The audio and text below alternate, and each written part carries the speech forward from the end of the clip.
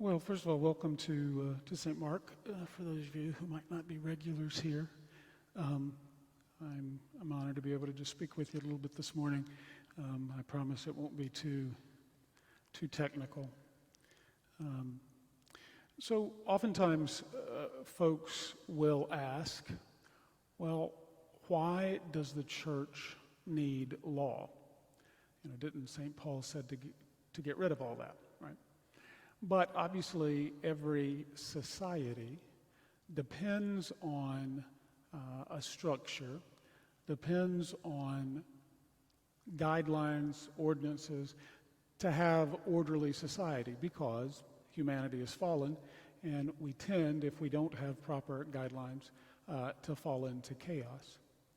And we see, even in a practical way, what the result of not following the law, what that results in, right, in some of our cities and things in the recent past. And so, if you will, think of the church's law as like a skeleton, right? And it is the law that provides the structure, and then the church's teaching and practice that gives the skeleton flesh, okay? It's probably the best way to look at it and to think about it. Obviously, historically, most of the legal institutes of the church are based on Roman law, because historically, of course, the Roman Empire gradually waned, and the imperial court was transferred to the east, to Constantinople. And the Pope became really both the temporal and the spiritual authority. And through that move and that development, we developed a necessity for law, because the church, in many respects, was the only law that was available for people to turn to. And so, rather than British common law, which is what U.S. civil law is based on, we're based on Roman law. But obviously, even the current law of the church recognizes the authority of civil law in certain areas of life. With that being said, the law itself developed over many centuries, even millennia. But it wasn't until 1917 that all of those decrees and legal documents were actually all brought together and codified in a book, right? And that was the 1917 Code. So it was ordered by Pope Pius IX and was completed and promulgated under Pope Benedict XV. Then that law remained in effect up until the codification of the most recent Code of Canon Law, which was 1983 under John Paul II. And what's occurred since then, as has been true throughout history, so it was certainly true between 1917 and 1983, there was a development. Laws were being developed. This was especially true in the lands governed by the propagation of the faith, so the missionary territories. Oftentimes, because of the unique situations that they had in those places, there was a development of law to deal with particular occurrences, particular situations, particular cases that eventually made their way, or at least influenced in some way, the Code of 1983. Now, since 1983, there have obviously been changes to the Code of Canon Law. This actually is one of the most recent issues. It's the third edition, but Pope Francis seems to change law like some people change other things, so it's a bit of a challenge at times. He just changed one particular canon last week on religious life, so again, it'll require another. I think they should just put it in a 3-ring binder. That would be much cheaper than having to buy a new book every time. So the most up-to-date, if you're ever wondering where to find the current canon law, the most up-to-date can always be found on the Vatican website, vatican.va. So the code itself is divided up into a number of sections. Book 1 is general norms, so it's like the laws that are common to all the other areas of law in the church. So the framework upon which we operate. And then it moves through the second book, which is the people of God. And most of you probably are aware that the church is ordered in a hierarchical manner. It's called the hierarchical structure of the church, or the hierarchical constitution of the church.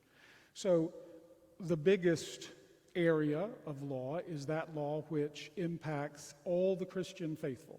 Right? So anyone who's baptized is affected by this law. So even non-Catholics who are baptized, though they wouldn't necessarily be aware of it, are subject to the laws of all Christ's faithful. And then it moves into the different hierarchical levels of the church. The first, of course, being the supreme authority, which is the Holy Father and the College of Bishops in union with him. Then we move down to particular churches. So a diocese is a particular church. Then it discusses briefly groupings of particular churches. So we are in a region within the United States. We're in the metropolitan area of Atlanta. So there are several dioceses, all that fall within the metropolitan of Atlanta. So that would be Savannah, it would be Atlanta, Charleston, Raleigh, and Charlotte. So we are all connected with the Archdiocese of Atlanta in terms of the metropolitan province. The USCCB also divides up the country in regions, so multiple provinces, and that becomes useful at least when the bishops go ad limina. They have to go to Rome and meet with the Pope. So groups go over at that time. Then the next part deals with the religious institutes and the societies of apostolic life. So there's a whole body of law that just deals with and manages those particular realities. And then finally, of course, it talks about kind of the internal working of the local churches and how things are put together, what is necessary, what is required. For example, a diocese has to have a diocesan curia, which just means, folks that run the diocese in the name of the bishop, right? So in the Diocese of Charlotte, for example, the bishop, of course, has the vested authority of the three powers or the three offices of Christ, which is priest, prophet, and king, right? So he offers the sacrifice. He's the moderator of the liturgy in the diocese. He is also the proclaimer of the truth. It's his job to preach, to teach, and he also rules. He governs. And the way a bishop generally governs the church to which he is called and ordered is through the diocesan curia. So, for example, he can operate through various vicars. A vicar is one who takes the place of the bishop or represents the bishop in a particular sphere. So in our diocese, there is the vicar general, so Monsignor Winslow, who basically runs the day-to-day operations of the Diocese of Charlotte, deals with all of the secular realities.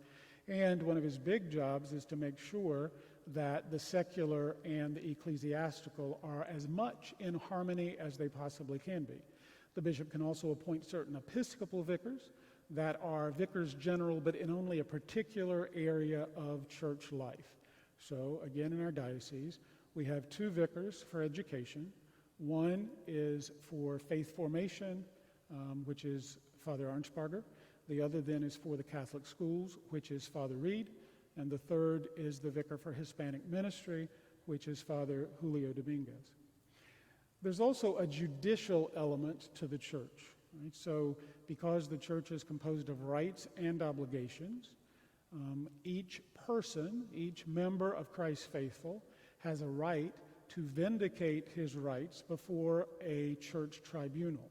So if someone feels wronged in some way, if someone believes that their rights have been impeded unjustly, those types of things can be presented to a tribunal, and the tribunal then will conduct a judicial process in which to answer that question. Was this a valid action or not? And that comes into play, especially when we speak about marriage. But in that case, the bishop operates also through a vicar, a judicial vicar, and which is the job that I hold in the diocese.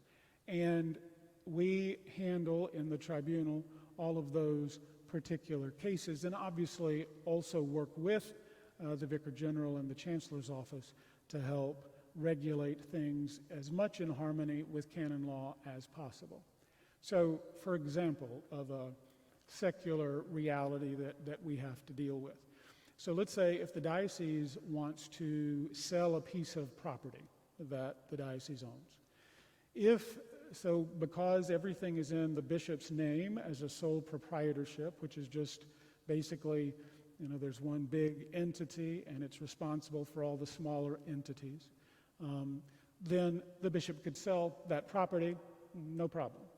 But canon law then also steps in, and if the sale of that property, which would be alienation or getting rid of something that belongs to the church, is over a certain amount, and I think it's 10 million US dollars for a diocese our size. I could be wrong about that. I don't keep up with that very much. Then it has to go over to Rome, and Rome has to approve the sale before it can be sold, right? So there are checks and balances, okay? Does that make sense? Okay. So, after the people of God, then the Code of Canon Law deals with the teaching of the church, which deals with schools, deals with the church's missionary activity, even it judges the means of social communication. And while the code, when it was promulgated, did not necessarily envision, Facebook, Twitter, and Snapchat, the church does have something to say about the way that the faith is presented, the way in which the name Catholic is used, and so there's a concern there, right? So it's a good thing, but within guidelines.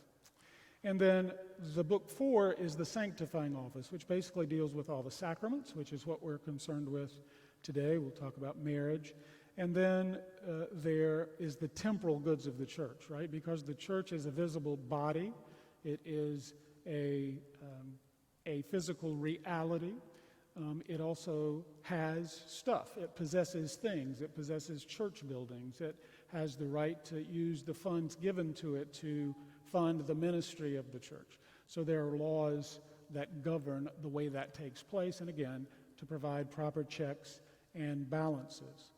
So for example, each parish has to have a finance council, which is a group of lay folks, usually, who have expertise in the area of finance, and they advise the pastor on areas of finance. So things that perhaps we should do, how the budget is put together, and the diocese has that same type of structure.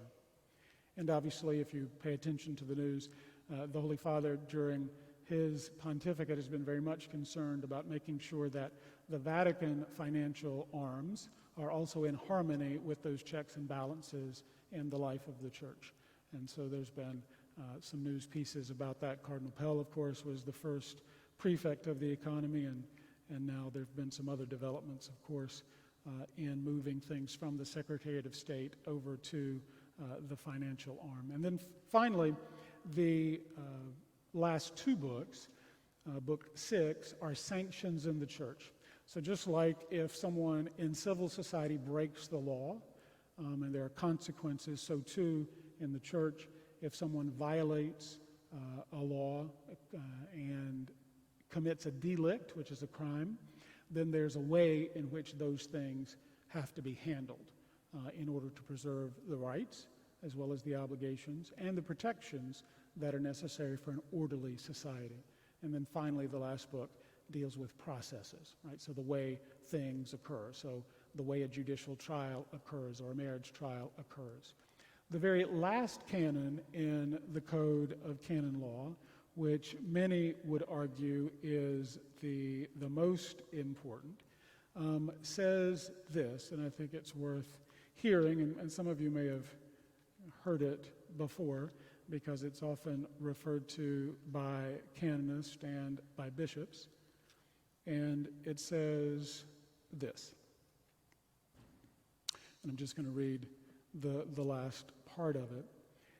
The law is always to keep in mind equity and the salvation of souls which in the church must always be the supreme law, right? So the supreme law of the church is the salvation of souls. So everything we're directed towards is to be about the salvation of souls and the building up of the kingdom. Okay? Any questions about that? Okay, so let's talk about marriage. So the way the sacraments are dealt with in the code, the first few canons tend to be a theological statement, all right? And then it moves into the more technical aspects of it. So this is what the church teaches about marriage. It's Canon 1055, Section 1. The marriage covenant by which a man and woman establish between themselves a partnership of their whole life, and which of its own very nature is ordered to the well-being of the spouses and to the procreation and upbringing of children, has, between the baptized, been raised by Christ the Lord to the dignity of a sacrament. Okay? So that canon is a theological canon, but it has a lot contained in it, right? So marriage is first of all described as a covenant. It is a covenant between a man and a woman, right, which obviously has gotten some attention in recent years. They establish between them a partnership, right, a partnership of what? Of the whole life. So it's not just a part of my life I give to my spouse, I give my whole life to my spouse and vice versa. By its own very nature, it's ordered to two primary ends: the well-being or the good of the spouses and the procreation and education of children. Okay? So those are the two ends or purposes of marriage. And when that union, that covenant is formed between two baptized people, it is by that very fact a sacrament. Okay? So that's the framework in the way we understand marriage. So if a baptized Catholic, for example, marries a baptized Lutheran, right, then that can happen with the permission of the bishop. But that covenant then between the two of them is by that fact a sacrament because it's between two baptized people. Okay? So if let's say a Catholic woman marries a Jewish man, okay, that would not be a sacramental marriage because the Jewish man is not baptized. It doesn't mean it's not marriage, but it doesn't have the same strength as the marriage between two baptized persons, right? And with that particular marriage, something more is required than just permission. The bishop has to be asked to actually dispense the Catholic party from the obligation of marrying a Catholic. Okay? Because the church doesn't apologize for the fact that from her history and her understanding, Catholics normally do better when they marry Catholics, and the children normally do better when that occurs. Right? Doesn't say it can occur, because marriage is a natural right, right? So it's a divinely instituted right. People have a right to marry. But within the church, Catholics are obliged to follow the church's norms and to marry according to the form of marriage in the church, which is the Catholic parties, the parties marrying before an official witness, which is usually a priest or deacon, and in the presence of two witnesses, right? Two people that stand there and say, yeah, we saw this, they're married. Okay? Consequently, a valid marriage contract cannot exist between baptized persons without it being, by that very fact, a sacrament. So then, what else is involved with a marriage? The essential properties of marriage are unity and indissolubility. In Christian marriage, they acquire a distinctive firmness by reason of the sacrament. Okay, so we've talked about the two ends of marriage, what it's ordered to, and then we now talk about the essential properties of marriage. That true marriage, as we understand it, possesses these two characteristics, that is, unity and indissolubility. Unity means that it is one man and one woman, right? And not one man and three women, or four women and two men, right? So there's a union that exists between the couple, the spouses, that gives it a certain strength. So the church does not recognize a different type of marriage, regardless of the authority that identifies what that marriage might be, all right? And then indissolubility, it is permanent, right? It is not once it is established that it is indeed a marriage according to the law and has brought that covenant into being, then one of its characteristics is permanence. It's not to be dissolved. In fact, part of the prayers at the wedding rite says, what God has put together, let no one put asunder. Okay? And then, of course, we'll deal with the whole issue of nullity. Then how does it occur? What happens to make it happen? A marriage is brought into being by lawfully manifested consent of persons who are legally capable. This consent cannot be supplied by any human power. So it's brought about by consent. And marriage is unique in that most of the time when we think of sacraments, we think of a priest generally celebrating, right? So without a priest or bishop validly ordained, the Eucharist can't happen, right? In confession, without a validly ordained priest or bishop, then the sins are not forgiven. Marriage is different because the ministers of the sacrament are the couple themselves. By their I do, they are actually bringing the marriage into reality. The priest or the deacon, or bishop, is the official witness, right? So he's the one that says and makes sure that all of the particulars occur, but it's actually the couple who are the ministers of marriage. So that's unique in terms of marriage. Interestingly, and again, this goes into a whole other branch of church law, this book is only for the Latin church, right? So the Roman church. There are also other churches that are in union with the Holy Father, but they are not Latin churches. Those are the Eastern churches, Ukrainian, Ruthenian. They have their own body of law, right? And there's complementarity, but they have their own body of law. So with marriage, for example, a deacon can celebrate marriage for a Latin rite couple, right? The deacon couldn't do that in the Eastern church because what makes the marriage in the Eastern church, in addition to the consent, is the priestly blessing. So if there's no priestly blessing, it's not considered a valid marriage. So just an interesting fact. Matrimonial consent is an act of the will, right? So I'm positing something in my mind. I'm choosing that thing as the object of my action, by which a man and a woman, by an irrevocable covenant, mutually give and accept one another for the purpose of establishing a marriage. Right? So, again, that's one of those pithy canons that we deal a lot with, especially when we deal with the questions of marriage nullity. It has to be an act of the will. So someone who does not have an adequate use of their will would not be able to contract marriage. Someone who, for example, even though has attained majority chronologically, but who does not have the mental capacity in order to exercise that will, so someone with mental illness, it could be someone with limited capacity due to some type of birth defect, they would not be able to contract marriage if it was shown that they cannot really exercise their will and do not have the proper discretion to choose marriage, right?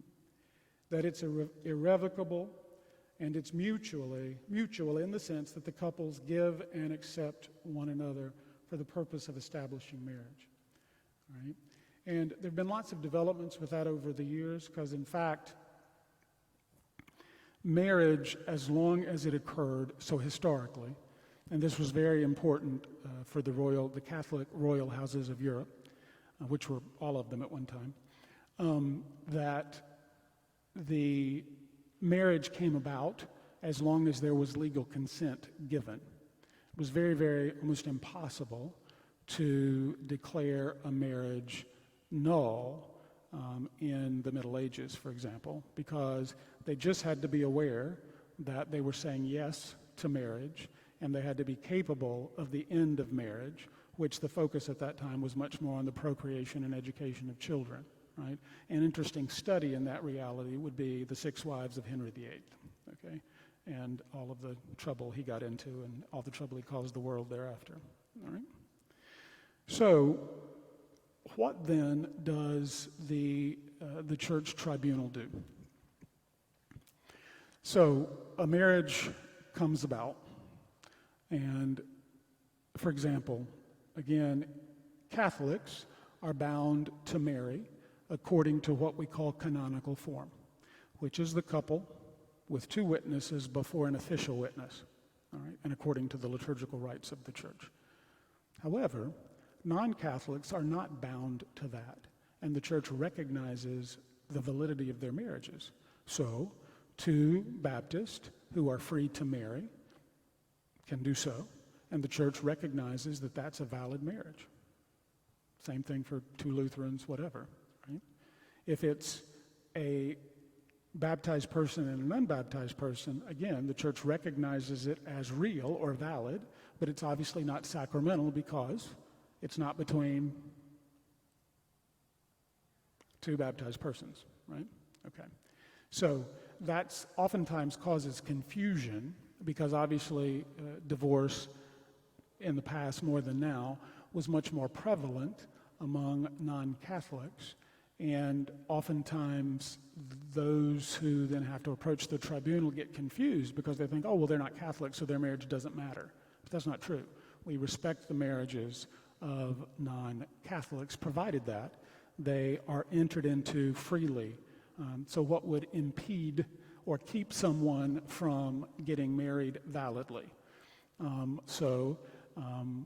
The church has a whole section of law that deals with impediments. So they have to be the proper age, right? So in the church, and remember the law is written for the universal church, because local churches then can, or particular churches in the United States, for example, can set a different age. But the church says that a woman can marry from the age of 14 on, and that a man can marry from the age of 16 on, okay? Which occurs in certain parts of the world.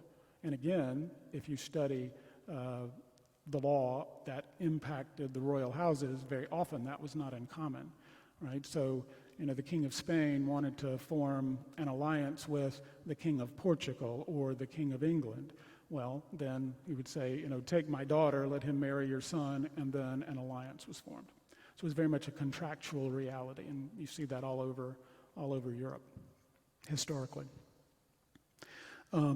So then the other thing would be, besides age, again, we spoke about mental capacity. The person has to understand what they're doing. Does that mean that they have to understand every aspect of what marriage is about in marriage life? No. They have to understand at least that it's a union of a man and a woman that requires intimacy, right? So that's the minimum, which is not a high bar in reality, okay? Also, the person can't have been married before, right? So if someone enters into a presumably valid marriage, well, then they're bound to that person, right? Because marriage is indissoluble. And they're not free to marry someone else. Someone, for example, who has taken religious vows in a public society or religious order, they are not free to marry because they're bound to a vow to God. Someone who has entered holy orders, right? So a deacon, priest, bishop, they're not free to marry, right? Because they are bound by a public obligation. And then someone will say, well, Father, but the permanent deacons, they're all married. Well, not all of them are, but yes, but they were married before they were ordained. And if their wife dies, they can't get married again. Okay? It's an interesting fact that some people aren't necessarily aware of. Okay? Other things that could affect it, so one of the canons that always gets a chuckle is the impediment of crimen, or crime. So you can't enter a valid marriage if you kidnap your wife in order to marry her, okay? Which I guess happened. There's no law in here that didn't respond to a need at some point in history. So think about Attila the Hun running in and dragging women from their homes screaming so that they could be their wives. Anyway, abduction, you couldn't, for example, a marriage wouldn't be valid under the crimen if, let's say, you kill somebody in order to get the spouse and marry the spouse. Okay, that too would be invalid. So again, it's something that's happened over the course of history. Also, consanguinity. which means shared bloodline. So, for example, and just a mother couldn't marry her son, or a father, daughter, grandfather, granddaughter. When we get into the cousins, it's a little more lenient. So even though it is not recommended and requires a dispensation, as long as it's legal civilly, first cousins, for example, can be validly married in the church. We don't give many of those dispensations, but it can occur. And in fact, again, it goes back to the Roman concern for the royal houses, because that was not uncommon in the royal houses of Europe. So what happens then if a marriage struggles and eventually comes to an end and there is a civil divorce? Well, again, the church presumes that it was valid, that the couple meant what they said when they stood before the altar, and that until the contrary is indicated, that can't be turned over.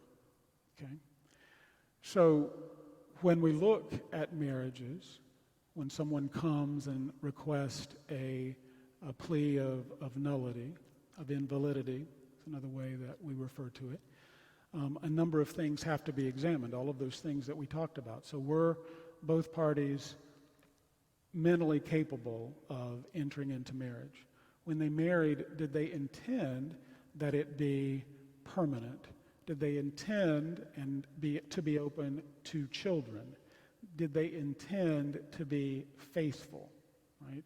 Assuming all the other things, their age and all of that, taken for granted, okay? So we go through the process of examining and answering those questions. Generally, we in the tribunal would take a declaration, so we would ask the person to kind of write a biography, an autobiography, especially from prior to the marriage until the marriage ended. And then from that information, we also then want witnesses, people who knew the situation at the time of marriage and can speak to it honestly. And then we ask those questions. Well, let's say the allegation is that at the time of marriage, Jane and John said all the words, they stood before the altar, but John, even though he said, "I do," he didn't intend fidelity. Right? Because at the time that he stood before the altar with Jane and said, "I do," he was also carrying on with Teresa on the side, and had been doing that throughout the courtship. And that continued into the marriage. Okay? So automatically then, if we have that established by testimony, legally, then we would say, oh, well, then his actions say something different than his words. He didn't intend to be faithful, and his actions have indicated that. Therefore, because fidelity was not intended, at least on the part of one party, the marriage then didn't come about in the way the church expects marriage to be. So it was not, therefore, Christian marriage.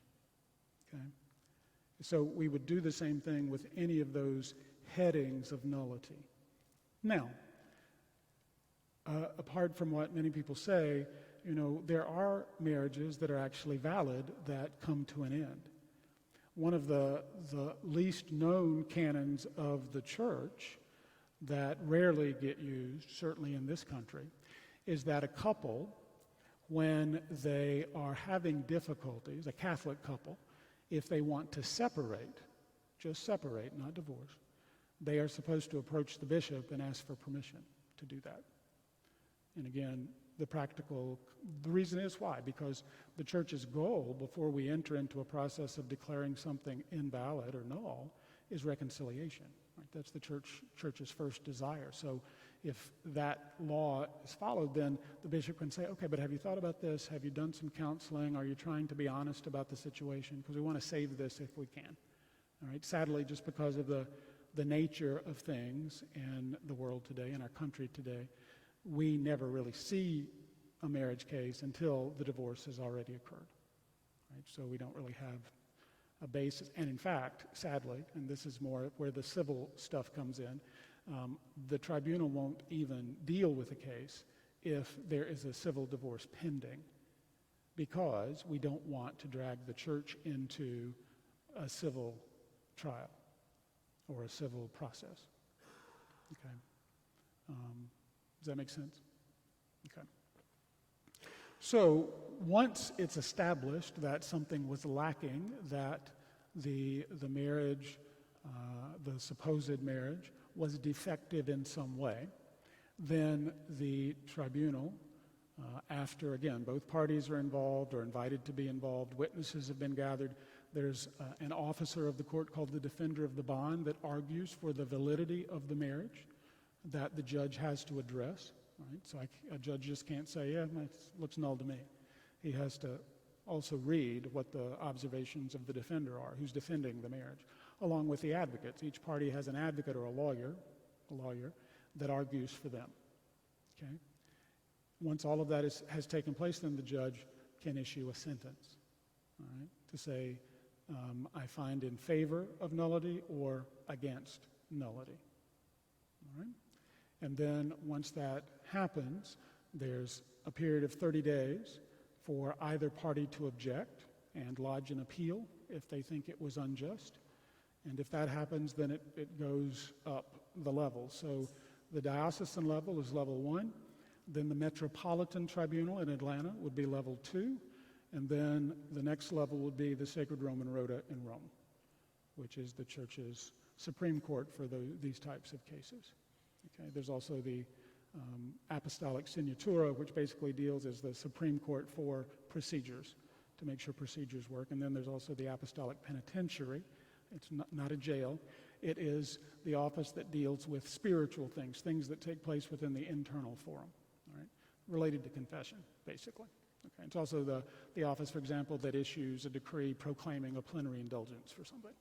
Right? So the Apostolic Penitentiary gave us permission during the year of St. Joseph for the folks to earn a plenary indulgence during the course of the year.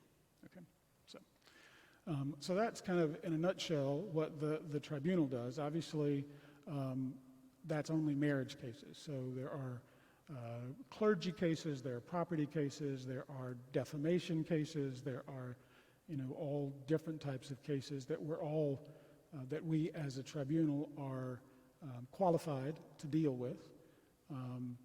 And I have a number of folks that work with me, a number of judges, a number of defenders, as well as the regular office staff that helps keep the process moving along. So I'm happy to answer any questions that you might have. I don't want to beleaguer why I like canon law. Not everybody does.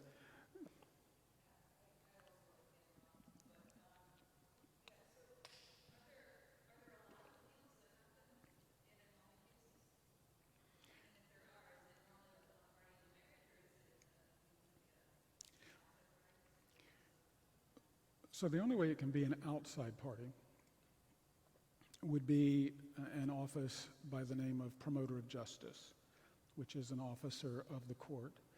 And if he believes, or she, could be a female layperson, that justice was not done, then they can lodge a complaint. Generally, though, it's one of the parties, right? And sometimes it's meritorious, sometimes it's not, because there are contentious cases in which the other party is going to argue anything that he or she can do to cause grief to the other party. And those things, generally, they follow the same process, but if the higher court looks at it and says, okay, the evidence is clear, this person is just trying to create a roadblock, they just dismiss it out of hand and it proceeds. Mm-hmm.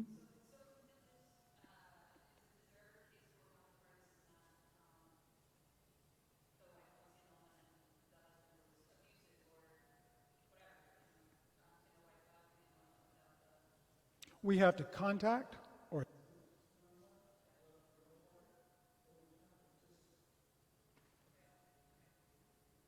we want them to, because you get a bigger picture that way, but that doesn't stop the process.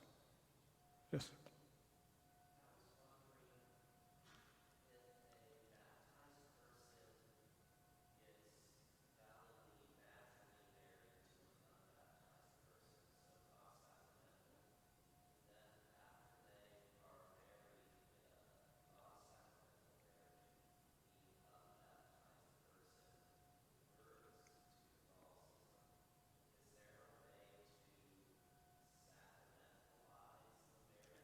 It becomes de facto a sacramental marriage as soon as the other party is baptized. And then, so again, the thing that, again, this is a little complicated, but there is internal indissolubility and external indissolubility. So once a marriage between two baptized occurs and it is consummated, then it's considered to have both internal and external indissolubility because of the sacrament. Before that case, if it's still the unbaptized and the baptized, okay, if that marriage would end, and then the baptized or the unbaptized party wants to become Catholic, they divorce this other person, right? Then there's another process that can happen if they want to be baptized and then marry somebody else, a Catholic, a baptized Catholic, let's say. And that's a non-judicial process because it's an apostolic process. So let's say two non-baptized people marry, so it's a natural marriage, they divorce, then one of them decides to become Catholic, get baptized, and then wants to marry a Catholic party, then they can petition for what we call a Pauline privilege, which is the church exercising authority to really declare that when that unbaptized, now baptized party marries another baptized party, that sacramental marriage dissolves the non-sacramental bond. Again, it's the power of the sacrament. So, and there's another process for different combinations of those types of things. Yeah.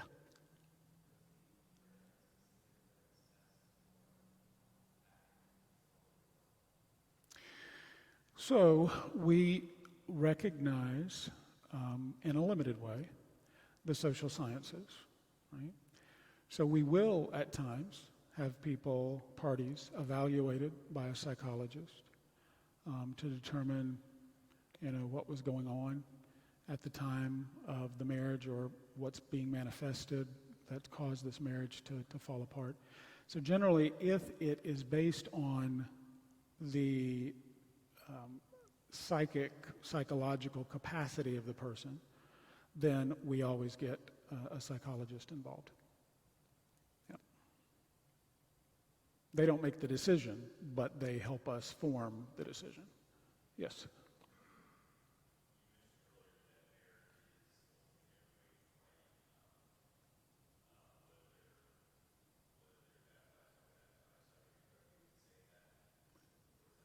I didn't hear you completely. Yeah, there's a natural right to marry.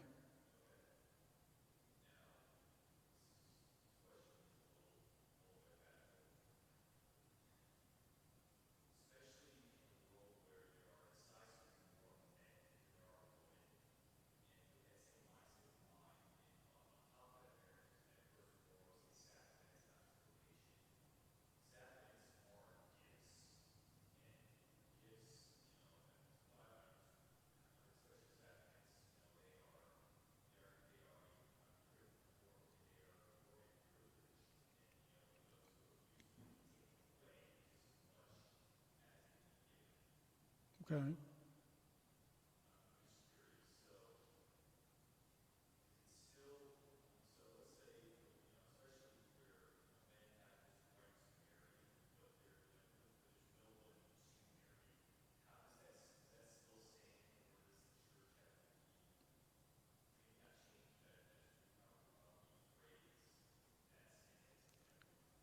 No, because again, that right is based on not what the church says. It's based on what God said to Adam and Eve. So it's divine law. It's not church law. That God intended, it is not right for the man to be alone. So, again, the church doesn't in any way judge, the ability of the person to find a mate. We simply say, you have a right to, because what God said. So there's nothing that we can do to change that. All right? The only thing that we would judge is whether the person in question was capable of exercising that right. Does that make sense? Yep. So at the Diocesan Pastoral Center in Charlotte, all right? And normally, the reason it's called a tribunal, it normally occurs before three judges. By and large, because we don't have lots and lots of personnel, we do a lot of documentary things. So for example, if I'm the judge on a case, then I'll have two assessors, law clerks, for lack of a better analogy, that also write an opinion of the case. So that way I have their two opinions, the argument of the defender of the bond, before I make a decision. Okay. But then I rule as a sole judge with the authority of the bishop. It's very interesting too that, just as an aside, the sentence that issues the decision, the first line of every one of them is in the name of God, right? So it reminds the judge that what you are doing is so serious that, you must never do this capriciously, right? That you need to think about what you're doing because you are acting in the name of God, in the name of the church, and in the name of the bishop, who is the representative of Christ in the diocese, to say this marriage is or is not valid. So, I keep a crucifix right with my desk, and, I always try to remind myself of that. And people always are interested in, percentages. What percentages of cases? I would say probably 75% of the cases that come to us end up in a declaration, more not on the psychological grounds, but on the fact that people today, and even Pope Benedict, alluded to this, people don't understand commitment, and it's really sad. But, again, sexual intimacy has become a recreational sport rather than something sacred to marriage. And so all of those things have an impact on validity. So.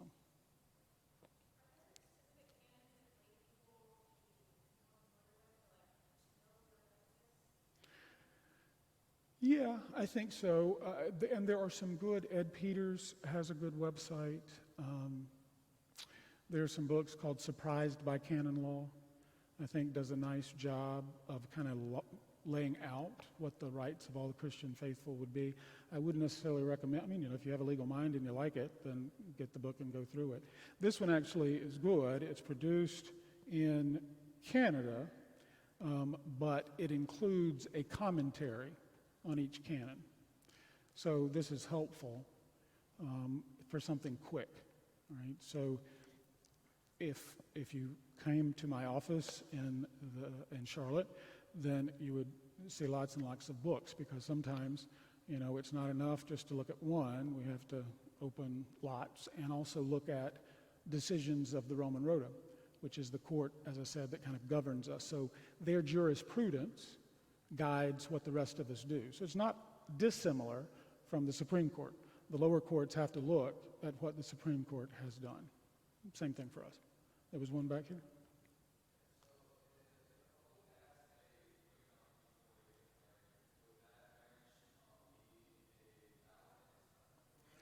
It depends. So they have to produce a copy of the prenup, and we have to look at it to see if it contradicts anything. If it's, for example, an elderly couple who want to get married and they both come with lots of assets and they just want to protect the assets for their children, that's not a problem. If for a newly, a young couple, I think that might be a bigger issue. Then we just have to have a conversation of why. What's the underlying thought? Is it that you don't believe in permanence, or you don't think this will be permanent? So those things would have to be examined. So it's an individual case, basically. Yep.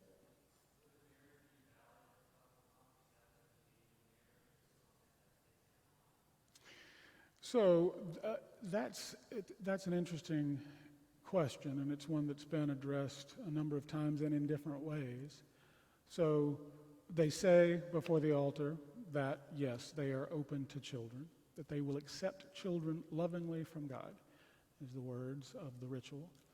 And then they contracept, and, you're reading, the evidence in a case, and it says, we didn't want to start a family until we were financially stable and until we got a better job or whatever. And the marriage ended before that ever changed, then yes, that's invalid, because their actions are contrary to what they said, if they contracepted throughout the time of the marriage. If, however, they contracepted and then 5 years down the road started having children, that would not be invalid, because obviously the right was given, and there's proof that the right was given. Yes?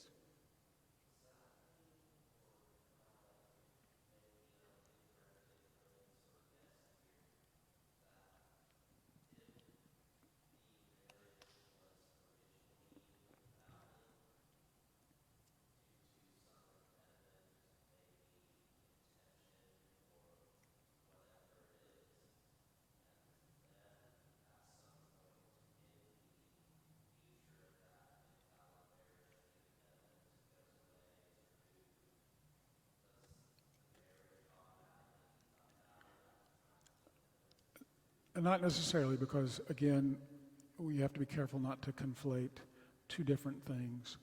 There's intention, and then there's impediment. And impediment is something that stands in the way. So a previous bond, consanguinity, abductio, crimen, age, those types of things. So, again, impediments, if they're not dispensed or dealt with, they don't really go away. Well, age would, but as long as it's not argued, then yeah, it's fine. But it would be a basis if someone wanted to argue and say, well, it's not a valid marriage. So let's say a young girl got married and, the parents, weren't in favor of it. And, well, there was recently, Christian in Pakistan? It's one of these places where she was kidnapped and forced to marry a Muslim man. And one court said, well, it's valid because she wanted to convert to Islam. And then the appellate court said, no, you kidnapped her. That's not real. And so she was returned to the family. So those types of things can happen. In the case of a deficiency in intention, so I didn't intend one of the ends of marriage, I didn't intend the procreation and education of children. Again, if no one raises the issue, the intention of the person is manifested by the actions. So if it was never open to life, then that would show that the intention was stronger than the handing over of the right. If, however, later in the marriage they did indeed have children, then it says something more about their intention at that time. Does that make sense? I know it's...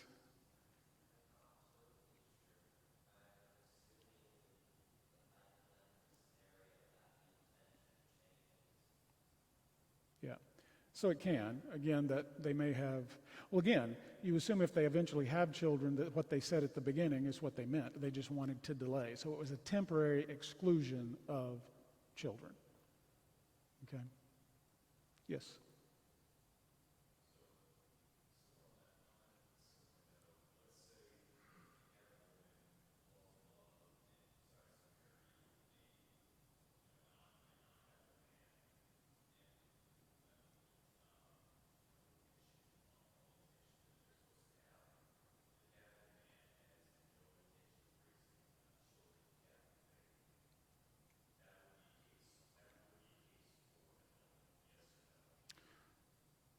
Not necessarily.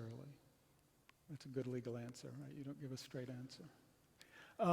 No, I mean, so in a mixed marriage, so between a Catholic and a baptized non-Catholic, in order for that to be granted permission, the Catholic party has to promise to do everything in his or her power to baptize the children and raise them in the church. So that construct of the law says or indicates clearly that it's not something that is without qualification. If the Catholic party does everything she can, but the other party, the husband in your scenario, refuses, well, she's not left with a lot of options. So you either destroy the marriage and the family, assuming there are children born, or if he's abusive because of his anti-Catholicism, and I've seen that, then that could be a reason, but it would not be because he wouldn't allow the children to be baptized and raised in the church. It would be because of an intention against the sacramental nature of marriage. It could be an intention against the good of his spouse, especially if he was abusive in some way. So that's why I say not necessarily.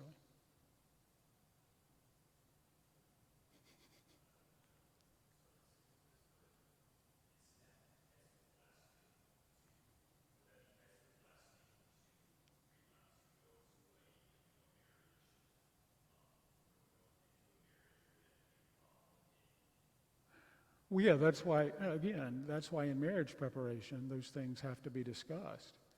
And if there's a hesitation, to say to the Catholic party, yeah, you sure you want to do this?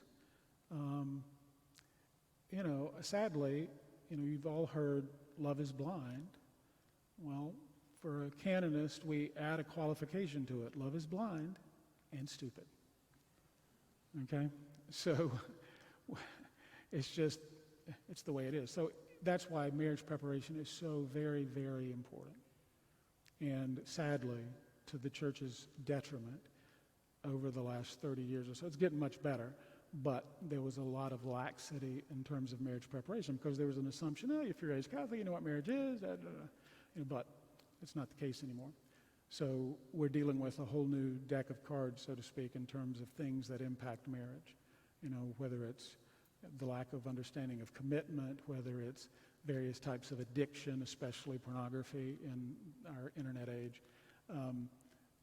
Again, their basic understanding of a relationship, what that means, because, the last two generations, Z and whatever the other one is, they're very self-centered, no offense to anybody. It just tends to be that's what we find. There's a lot of me-ism that goes on with folks, and that's why preparation is so important, to kind of uncover those things and be honest about dealing with them and to help, certainly, the love to be tested and purified. So, yes.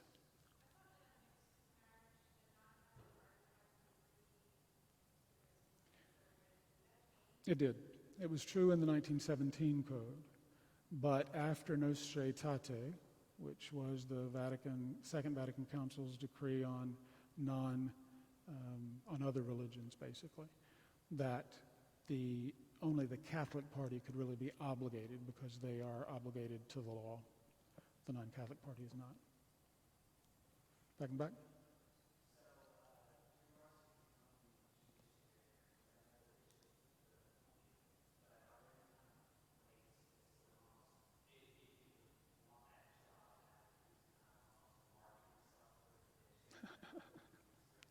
Well,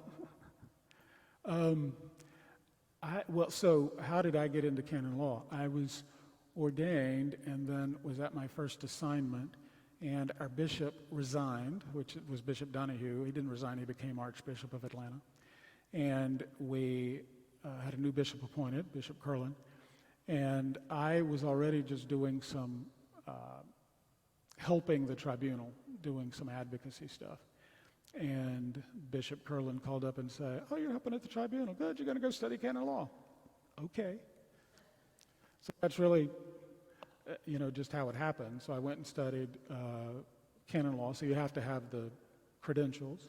And then came back and worked with the judicial vicar at that time, who was Father Peter Jugas. And when he became bishop, then he appointed me to succeed him. So, yeah.